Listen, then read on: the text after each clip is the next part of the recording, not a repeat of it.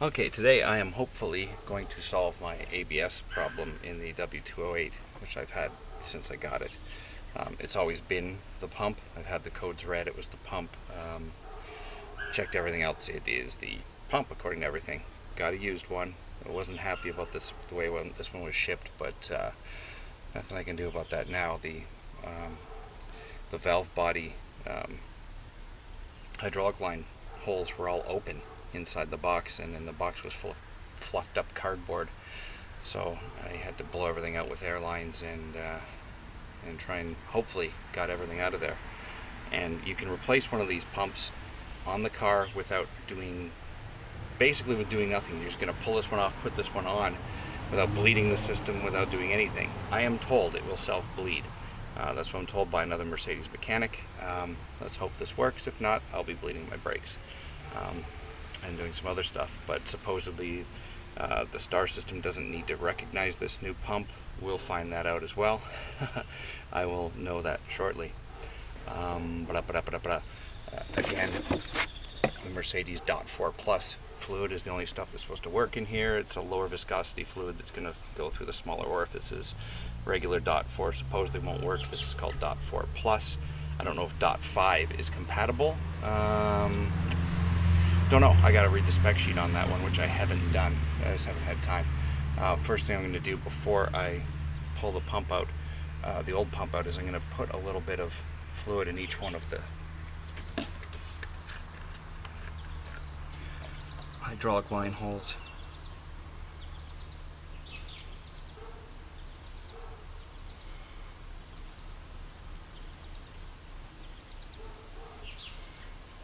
Just the tiniest little bit.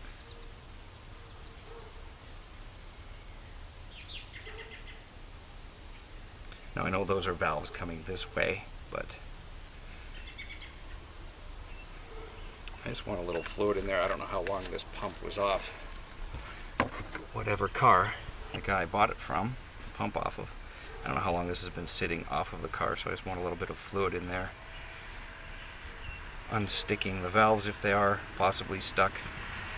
This could be just for nothing. I have no idea. I'm just doing it. I don't see how it could possibly hurt anything. So first thing I'm going to do is unhook the connectors. Sorry for the Gorilla Pod noise. That's just the noise they make when you move them around, the little sticky feet. The connector on the ABS pump. Oh, this is a slide up, is it not? Yes. Up and out. And then there's the rear connector that has to pop in and out. If you're replacing a pump, there's like 10 is an exaggeration, but there's a whole bunch of different pumps that could possibly be on your car, depending whether you have ABS, ESP, blah blah blah, BAS. So there's different pumps on the exact same car of the exact same year. So match up your part numbers. And I think I've got the right wrench. This is 11 mil for these. You know, even 11 mil line wrench. Well, helps you use the 11 mil side, not the 10 mil side, doesn't it? So I'm going to crack and loosen all of these off. You're not going to want to watch me loosen them all. There's the 4 on the top, there's one here, and then the other supply side over in here. That's a 12, and I think this is either 12 or 13. These are both either 12 or 13. Let me find out right now. They're both 12s. And I don't need a line wrench for those because I can get around them with a regular wrench. So I'm going to loosen all these bolts off, the nuts off, and I'll be back in a minute. Okay, so let's get that on there a little bit better. So all the hydraulic lines are cracked and loosened, except that one, of course. There goes a wrench. And of course, it goes without saying to clean around all the fittings before you do this on the new one and the old one. And hydraulic fluid is going to leak out. It is not going to be under a ton of pressure because the my ABS pump isn't working. If your ABS pump isn't working and you're replacing it, well, then the ABS pump hasn't pressurized the system, and there won't be pressure in there unless you got someone standing in the car with their foot on the break, which you shouldn't have.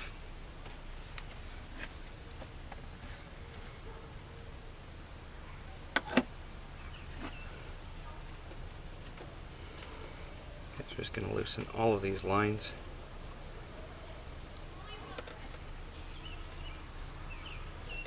Oh, that one's tight. It doesn't like to turn my hand.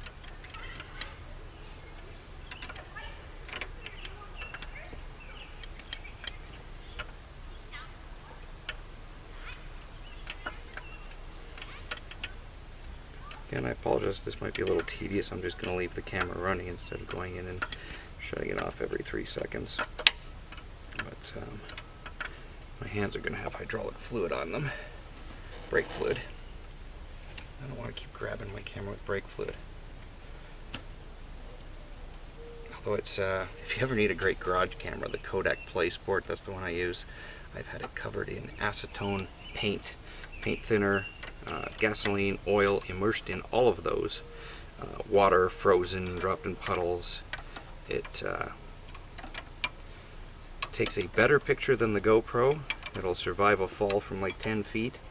And it actually has a display on the back. We have a GoPro. Not as good as the Play Sport in my opinion. Play Sport's a little bigger, but it's a heck of a lot of a more heavy duty, do anything you want with it camera, especially in a garage. Because I've painted the camera. I've had the dumped paint and the camera was covered in paint, and I'd use paint thinner to get the paint off the camera. That was like 2 years ago. Camera still works perfectly. Okay, all these lines are off. Just gonna wrap this around there to keep some of the fluid from dripping in my car. I'm gonna have to wash that out when I'm done. Hose out the engine compartment here. And then the supply and return lines on the back.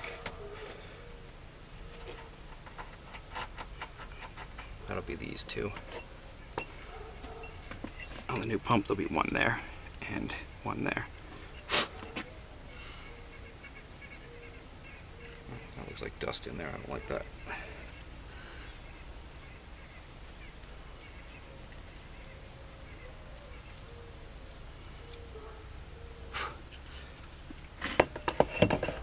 Stay.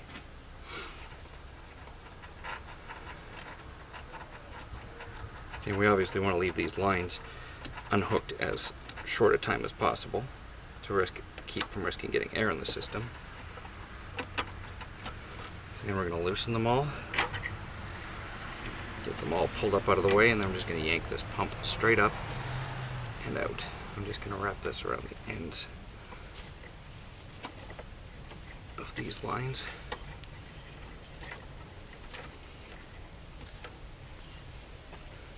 Keep anything from getting on them. And then just grab the pump, and it's held in by rubber feet at the bottom. You should just be able to pull it straight up and out.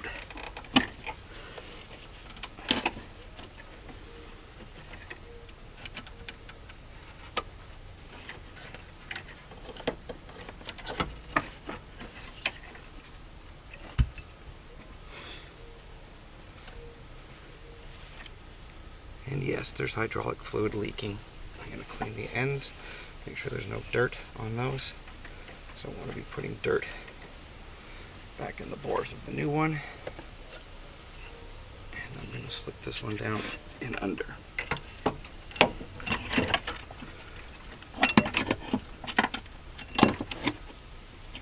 Yeah, come on in. And seat the little feet down into the 3 rubber holes, and then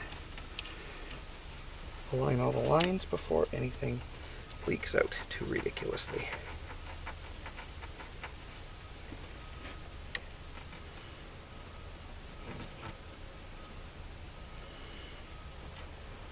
Make sure you don't cross thread any of the lines. Putting them back in. It's an aluminum valve body. You don't want to strip it. So like a spark plug, gently put it in by hand until it's in, until you know it's threading in properly.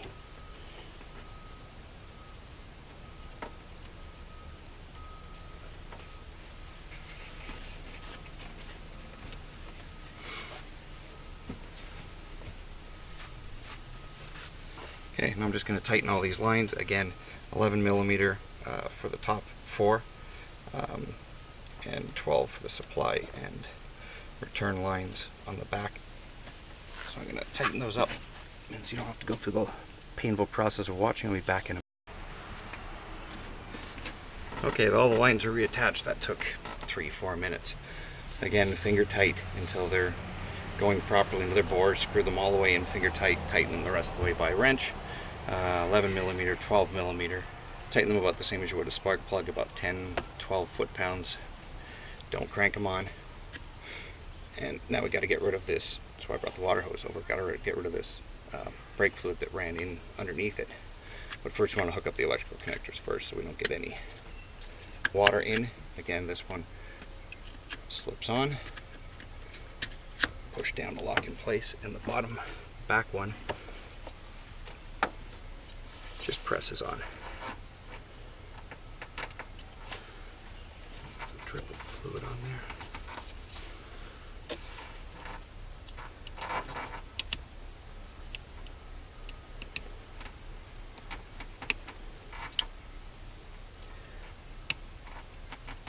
Okay, why aren't you going on? That better be the same damn connector. 1 second.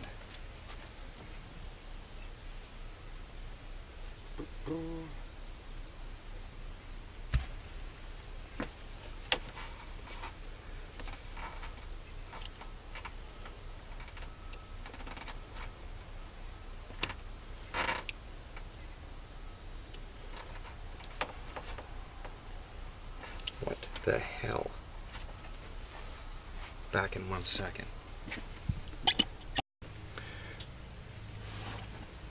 Okay, no big deal. It was just the plug on the back, because I think that's the pressure accumulator or pressure sensor. It's a twist-on, kind of like an O2 sensor, so the wires can be in either way, either up or down. And on the old one, it was facing up, and on the new one, it was facing down. So it just didn't seem like it was going to fit back in again. But anyway, I'm going to rinse out all this fluid. Else it's going to leak down, especially on your fog lights, I think, right under here. I'm just going to leave that soaking down there, dripping out for a minute.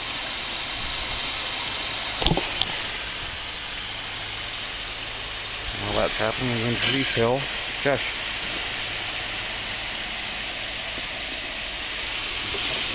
Brake fluid.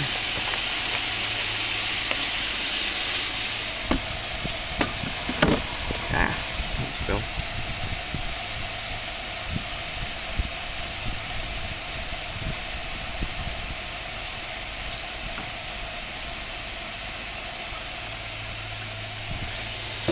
Just below the maximum mark.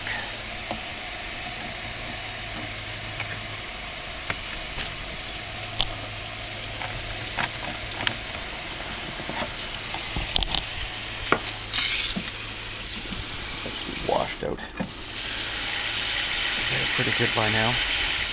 Environmental spill. Yes, well, what am I going to do about it? Sue me. Anyway, when doing this, the top 4 lines, not a big deal. The most fluid is going to drain out of the supply and return lines here, the main brake lines, the one that goes in, one I think I don't know which one's in and which one's out. Haven't looked at the diagram, but one of them's in, one of them's out, the main one.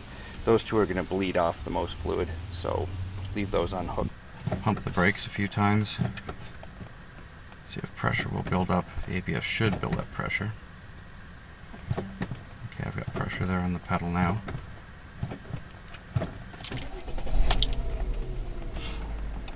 Oh, got a spongy paddle. I'm assuming I'm going to have to bleed the brakes. I was told I wouldn't, but, you know, I basically assumed I was going to have to.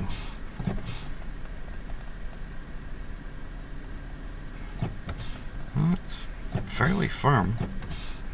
Not as firm as I'd like it, but it might just build up. And you will note that I'm not getting a ABS, BAS signal.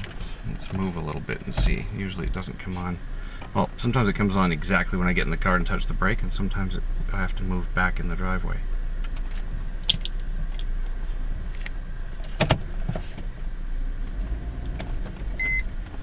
Now, cocksucker. Wow. You are a prick. Did I just do all that for nothing? Well, we'll have to find out. ESP light's still not working. Son of a... You know what? I did all that. No remedy.